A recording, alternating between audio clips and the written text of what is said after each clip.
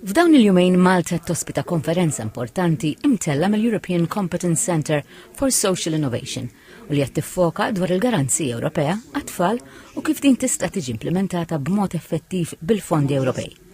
Il-kap eżekuttiv tal-Fondazzjoni għal Servizzi tal-Ħarsin Soċjali Alfred Grishti qal il-Fondazzjoni għaddejja b'implementazzjoni ta' dan il-pjan f'Malta l-aktar b'servizzi li tagħti lit-tfal u familji f'riskju. 10 snin ilu bdew jitkellmu fuq garanzija għat-tfal, issa mhux għaż-żgħażagħ, għat-tfal sabiex il-progress li tagħmel l-Ewropa jilħaq lit-tfal kollha Ewropej. Ma ninsewx qegħdin nitkellmu fuq 26 miljun tifel u tifla madwar l-Ewropa li huma fir-riskju ta' faqar.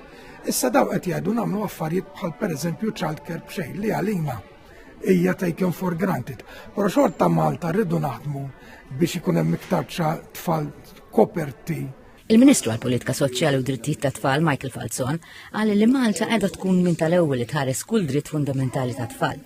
Qal li bil-Garanzija Ewropea għat-tfal ġew implementati total ta' 115 miżura fosthom 34 dwar il-protezzjoni soċjali, 34 marbuta mal-edukazzjoni, 40 mal-kura tas-saħħa u 7 dwar akkomodazzjoni xierqa. Temm jgħid li t-tfal jeħtieġu mhux biss drittijiet iżda wkoll opportunitajiet.